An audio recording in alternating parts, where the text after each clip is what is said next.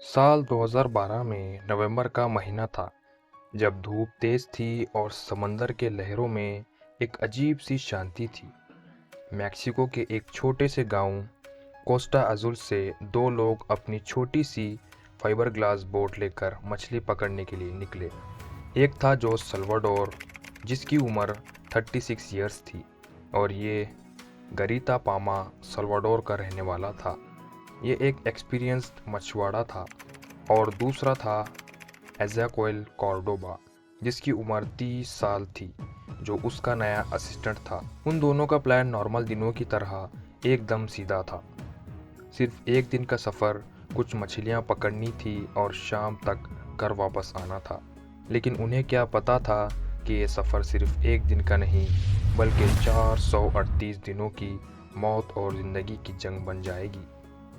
ये बात है 17 नवंबर 2012 की। सुबह के वक्त जोस और कॉर्डोबा ने अपनी बोट के इंजन को चेक किया। फिशिंग नेट और आइस बॉक्स लेकर किनारे से निकल पड़े। वो दोनों खुश थे, क्योंकि जोस को समंदर का अच्छा एक्सपीरियंस था और कॉर्डोबा नया था, लेकिन अपने बॉस के साथ सीखने के लिए तैयार था। उन्होंने मैक्सिको के चियापास रीजन से समंदर की तरफ रुख किया। हर चीज़ नॉर्मल दिनों की तरह लग रही थी। मछलियाँ पकड़ना, धूप में काम करना और बोर्ड में बातें करना। लेकिन तभी समंदर अपना रूप बदलने लगा। एक तेज तूफान आया जो उनके सपनों को एक डरावने ख्वाब में बदल दिया। तूफान में लहरों का जोर इतना था कि उनकी छोटी सी बोट एक खेलने वाले खिलौनों की तरह हिलने लगी। जीपीएस, रेडियो और इंजन सब फेल हो गए। उन्होंने अपनी टीम से मदद मांगने की कोशिश की, लेकिन कुछ काम न आया। बोट तूफान के जोर से समंदर के बीच चली गई। एक दिन का सफ़र अब एक अजनबी और नामुकम्मल सफ़र बन चुका था, और वो भी पैसिफिक ओशन में, जो दुनिया का सबसे बड़ा और गहरा समंदर है, जिसका एरिया 168.72 मिलियन स्क्वायर किलोमीटर्स है, जो अर्थ का तकरीबन 30% हिस्सा बनता है, जिसकी गहराई 10,994 मीटर तक दर्ज की गई है, जिसमें दुनिया के सबसे ज़्यादा आइसलैंड मौजूद हैं, 25,000 से भी ज़्यादा। तूफान के बाद उनका सब कुछ खत्म हो चुका था। जो थोड़ा सा खाना और पानी था, वो भी कुछ ही दिनों में खत्म हो गया। फिर शुरू हुई जिंदा रहने की असली जंग।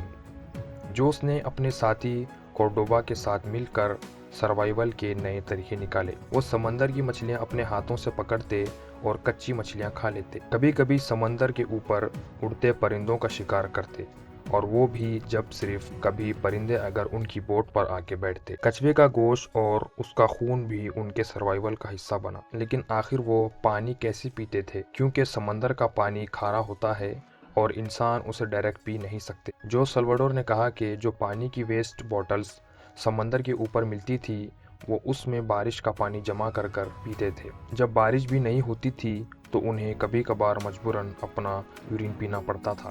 कोर्डोबा के लिए ये सब बर्दाश्त करना मुश्किल हो गया था, और 4 महीने के अंदर भूख और डिहाइड्रेशन की वजह से कोर्डोबा की मौत हो गई। जोस ने उसकी बॉडी को समंदर में बहा दिया। कोर्डोबा की मौत के बाद जोस अकेला रह गया, लेकिन वो कहते हैं ना कि जब कुदरत किसी को जिंदा रखना चाहे तो उसे कोई मार नहीं सकता। अब समंदर के बीचों बीच सिर्फ एक अकेली जिंदगी थी।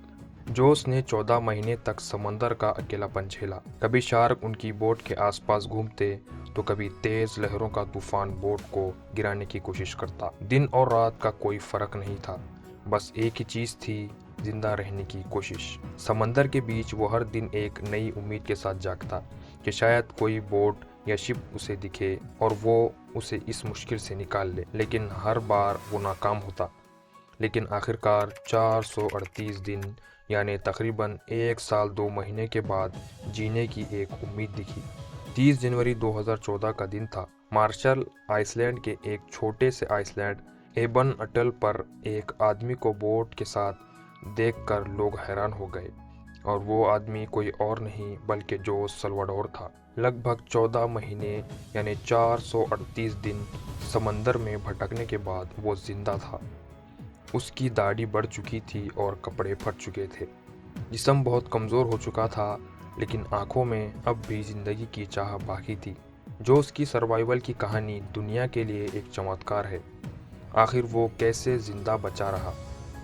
जो सल्वाडोर ने खुद बताया कि सर्वाइवल स्किल्स, मछली और परिंदों का शिकार करना, समंदर में तूफानों से सामना करना, बारिश का पानी और धूप से बचने की कोशिश करना, अकेलापन और कोर्डोबा की मौत को बर्दाश्त करना, ये सब जो सल्वाडोर ने झेला। जो सल्वाडोर के बचने के बाद की जिंदगी, जोस को रेस्क्यू करने के बाद उन्हें मेडिकल ट्रीटमेंट दी गई। उनका जिस्म तो ठीक हो गया, लेकिन उनकी कहानी मीडिया और कंट्रोवर्सीज का एक हिस्सा बन गई। कोर्डोबा की फैमिली ने उन पर इल्ज़ाम लगाया कि उन्होंने कोर्डोबा को मारकर उनका गोश्त खाया, लेकिन जोस ने इस बात से इनकार कर दिया।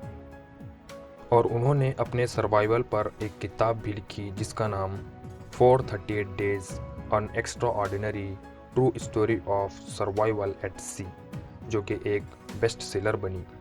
जो सल्वाडोर अल्वारेंगा की कहानी दुनिया के लिए एक मिसाल है कि अगर कुदरत किसी इंसान को ज़िंदा रखना चाहे तो कोई भी मुश्किल उसे मार नहीं सकती, फिर चाहे समंदर में 438 दिन हो या उससे भी ज़्यादा। आज जो सल्वाडोर अल्वारेंगा जिंदा है और अपने एक्सपीरियंसेस शेयर करते हैं और एक नॉर्मल ज़िंदगी गुजार रहे हैं, लेकिन उनका सफ़र हमेशा दुनिया के लिए एक इंस्पिरेशन और मिस्ट्री बना रहेगा।